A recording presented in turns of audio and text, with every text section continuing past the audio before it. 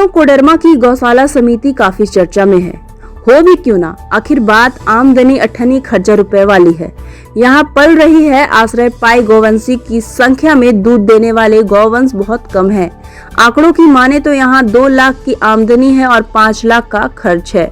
वहीं एक तरफ संक्रमण के इस दौर में जहाँ चिकित्सकों के द्वारा स्वच्छता पर विशेष ध्यान देने की बात कही जा रही है, वहीं पिछले एक सप्ताह से कोडरमा जिला के एकमात्र गौशाला कोडरमा गौशाला के प्रांगण में साफ सफाई पूरी तरह से ठप है, जिसकी वजह से गौवंशों को गोबर के ढेर पर ही बैठना पड़ रहा है।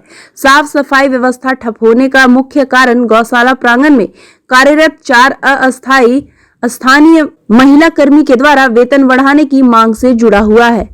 गौशाला में उत्पन्न इस समस्या को लेकर जब गौशाला समिति के कार्यकारी अध्यक्ष सुरेश जैन से बात की गई तो उन्होंने बताया कि गौशाला में फिलहाल 280 गौवंश है, जिसमें से सिर्फ 25 दुधारू है। सुबह शाम मिलकर प्रतिदिन लगभग 150 लीटर दूध का उत्पादन हो रहा है, जिसे बाजार में 48 रुपए लीटर बेचा जाता है। इसके अलावा गौशाला की कोई और आमदनी नहीं है। गौशाला में 280 गौवंश का चारा एवं 16 कर्मचारियों का वेतन मिलाकर प्रत्येक महीने का खर्च करीब 5 लाख रुपए है, जबकि दूध की बिक्री से मात्र 2 लाख रुपए की आमदनी होती है। बाकी के खर्च की पूर्ति कोडरमा जिले एवं देश के विभिन्न हिस्सों से प्राप्त होने वाले दान से होती है। उन्होंने बताया कि कुछ महीने पहले गौशाला की आर्थिक स्थिति खराब होने पर पदेन अध्यक्ष अनुमंडल पदाधिकारी कोडरमा मनीष कुमार से अनुमति लेकर 50 गौवंश को चाकुलिया गौवंश में शिफ्ट करा दिया गया था। वहीं आर्थिक संकट बढ़ने पर समिति के अनुरोध पर कोडरमा सांसद अनुपर्णा देवी एवं कोडरमा विधायक डॉक्टर नीरा यादव ने अपने फंड से गौशाला समिति को 1.5 लाख रुपया कर पशु चारा देकर सहयोग किया था। वहीं फरवरी माह में जैन मुनि विशुद्ध सागर जी महाराज के झुमरी तिलैया में प्रवास के दौरान मुनिश्री के अनुरोध पर जैन समाज ने भी 1.5 लाख रुपए का चारा गौशाला समिति को सौंपा था। गौशाला अध्यक्ष ने कहा कि पिछले 1 वर्ष से भी अधिक समय से कोरोना संक्रमण और लॉकडाउन के प्रभाव से बड़े बड़े व्यवसायियों को भारी नुकसान का सामना करना पड़ रहा है, जिसका व्यापक असर लोगों की आर्थिक स्थिति पर भी पड़ी है। इस वजह से गौशाला समिति को मिलने वाली दान में भी कोई कमी हुई है।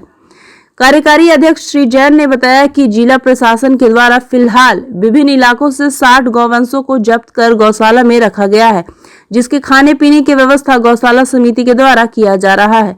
उन्होंने बताया कि जब्त पशुओं के चारा और देखभाल के लिए सरकार गौ सेवा अनुदान आयोग के माध्यम से प्रत्येक पशु के लिए मात्र 50 रुपए प्रतिदिन के हिसाब से देती है, जो पिछले कई महीनों से गौशाला समिति को नहीं मिला है, जिससे गौशाला पर अतिरिक्त भार बढ़ाया गया है। महिला कर्मचारियों के द्वारा वेतन बढ़ाने की मांग को लेकर पिछले 1 सप्ताह से साफ सफाई का काम ठप किए जाने पर उन्होंने कहा कि गौशाला में जब प्रशासन के द्वारा जब्त पशुओं को रखा जाता है तब गौशाला में काम बढ़ जाता है। ऐसे में दैनिक कर्मियों को कुछ अधिक भुगतान कर उनसे काम लिया जाता है। कुछ महीने पहले गौशाला के 50 गौवंश को चाकुलिया गौशाला शिफ्ट करा दिया गया था। वहीं करीब 20 से 25 गौवंश की मौत हो गई है। ऐसे में काम घटने पर गौशाला समिति ने महिला मजदूर को पूर्व में दिए जा रहे दैनिक मजदूरी के अनुसार वेतन देना शुरू कर दिया, जिसे लेकर 4 महिला कर्मियों ने साफ सफाई का काम ठप कर दिया। उन्होंने कहा कि इस मामले को लेकर समिति के पदाधिकारी महिला कर्मियों से शीघ्र वार्ता करेंगे। गौशाला में सफाई काम ठप होने की सूचना की गौशाला के पदेनाध्यक्ष अनुमंडल पदाधिकारी मनीष कुमार को भी दे दी गई है। कोडरमा से विकी केसरी की रिपोर्ट। कट गला है 180 रुपए मिलो 145 में आ गया है। डिप्टी भी नहीं दे रहा है, बाजार ला आदमी खट रहा है, इसलिए हम लोग क्या मांग है यार 300 हाजिरी मांग है। जितना काम है इसलिए से काम बढ़ गया है तो पैसा भी बढ़ना चाहिए ना।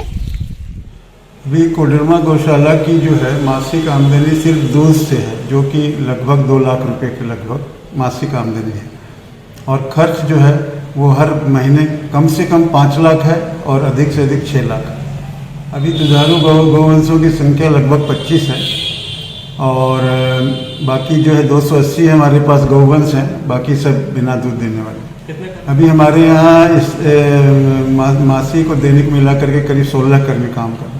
अभी प्रत्येक दिन अभी वर्तमान में 150 लीटर के लगभग प्रत्येक दिन हो रहा है। ये आमदनी का और गैप जो ये जो खर्च का गैप है, जो डेफिसिट हर महीने होता है, ये हम लोग समाज से सहयोग ले रहे हैं, उनके दान चिट्ठा से चल रहा है। हमारे कुछ जैन समाज की कुछ संस्थाएं हैं, वो सहयोग दे रही हैं।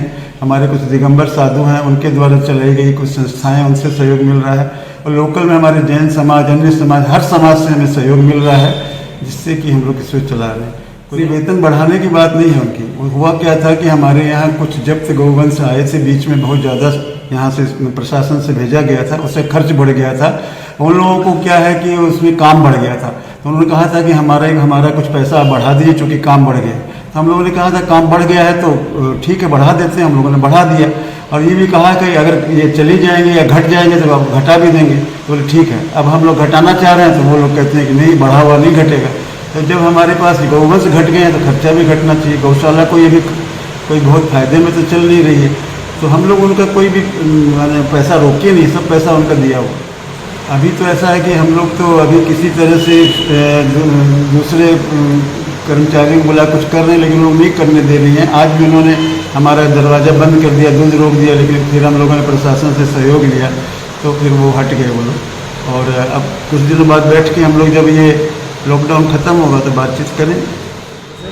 ऐसा है कि डॉक्टर के लिए हमारे यहाँ पर ब्लॉक से डॉक्टर नियुक्त हैं, जो हफ्ते में 2 बार आते हैं और गायों की सबकी देखभाल करते हैं, इलाज करते हैं। परमानेंट व्यवस्था में हम लोगों ने कंपाउंडर रखा हुआ है, जो कि रोज़ आता है और रोज़ गाय कोई प्रॉब्लम होता है वो सॉल्व करता है।